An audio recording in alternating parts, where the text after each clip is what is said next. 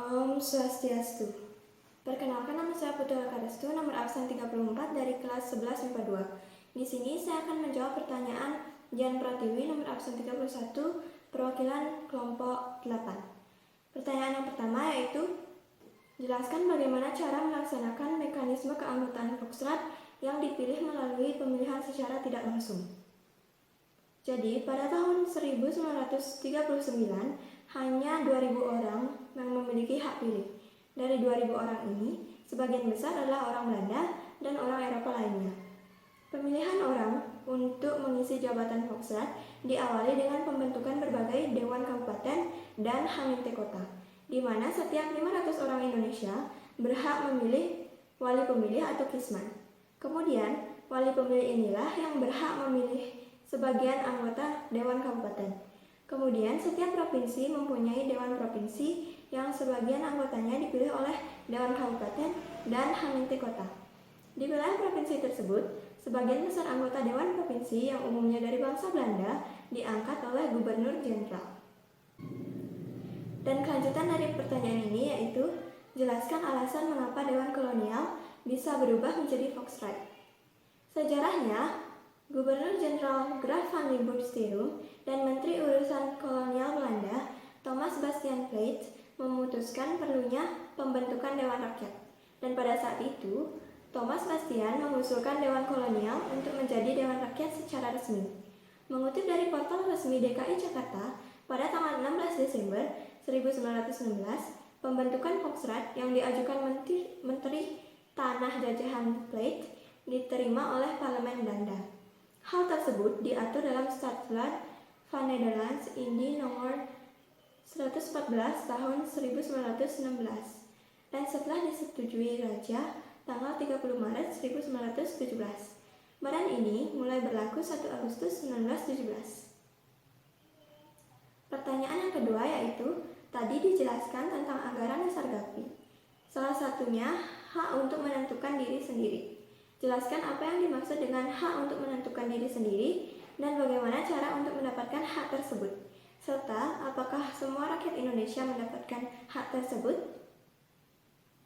Dalam anggaran dasar GAPI, hak untuk menentukan diri sendiri yang dimaksud adalah hak rakyat Indonesia untuk menentukan nasib bangsa Indonesia selanjutnya. Pada masa tersebut, hak ini tidak dimiliki oleh rakyat Indonesia karena Indonesia sendiri masih di bawah pemerintahan Belanda. Untuk mendapatkan hak tersebut, rakyat Indonesia berjuang dengan berbagai cara, baik dari jalur resmi maupun tidak resmi, mulai dari melalui Foxtrot, GAPI, dan organisasi pergerakan nasional lainnya. Om Swastiastu. Perkenalkan, nama saya Kadir Payana, nomor absen 12 dari kelas 11 MIPA 2. Saya akan menjawab pertanyaan nomor dari Japa, yaitu nomor 1. Jelaskan mengapa pada awal berdirinya Foxtrot anggotanya ada orang timur asing, yaitu Tionghoa, Arab, India. Bukannya ini urusan antara Belanda dan pribumi? Berikan pendapat kalian. Oke. Alasan kenapa orang timur asing bisa dilihat dari sejarah pembentukan Foxtrot. Dalam sejarahnya, Foxtrot terbentuk atas desakan dari pemimpin pergerakan di Indonesia dan orang Belanda yang peduli dengan nasib kaum bumi putra. Kala itu, mereka menginginkan adanya sebuah wadah yang dapat meningkatkan peran serta kaum bumi putra dalam pemerintahan. Alhasil, Gubernur Jenderal Hindia Belanda Johan Paul van Limburg-Stirum tahun 1916 sampai tahun 1921 menyetujui hadirnya lembaga parlemen yang bernama Dewan Kolonial atau setelah itu disebut Foxtrot. Dan dari sejarahnya, alasan kenapa orang timur asing bisa bergabung dalam Foxtrot karena orang-orang tersebut adalah orang-orang yang peduli pada kaum bumi putra dan saat itu berada di. Saya akan menjawab pertanyaan dari Japa nomor 3. Dalam video ini disebutkan bahwa Foxtrot tidak mengizinkan bumi putra untuk berunding. Jadi berikan kami alasan mengapa hal tersebut tidak bisa.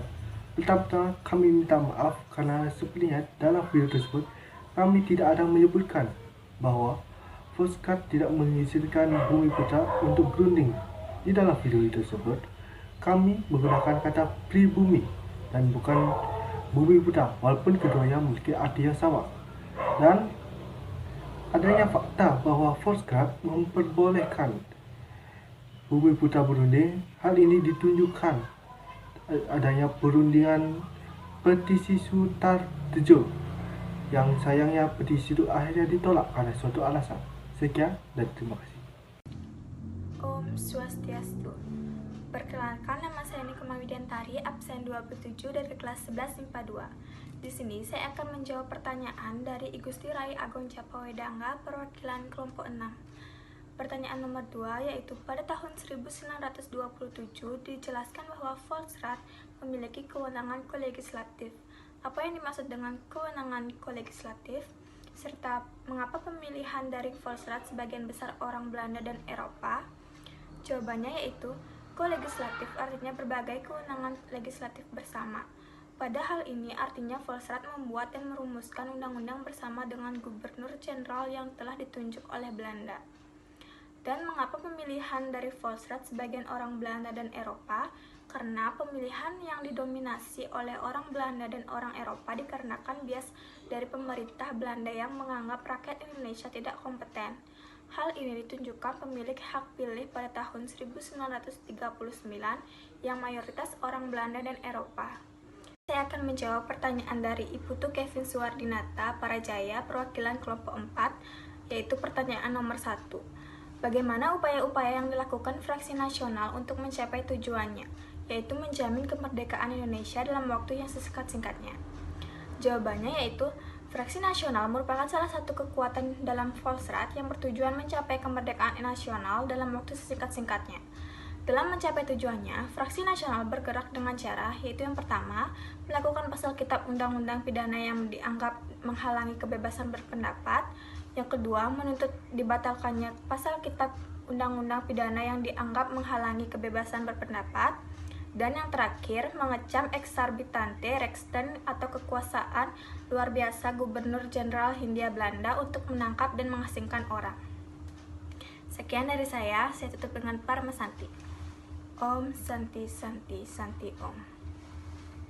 Perkenalkan, nama saya Kadebili Trisna Pratama dari kelas IPA 2 nomor absen 18. Terima kasih. Di sini saya akan menjelaskan atau menjawab soal dari KP nomor 2. Hal yang akan kita lakukan untuk membalas pengorbanan para pejuang menggerakkan nasional yaitu tidak hanya perlu untuk mengenang dan menghargai para pejuang saja, tapi perlu juga untuk mengetahui sebenarnya apa yang disebut dengan para pejuang.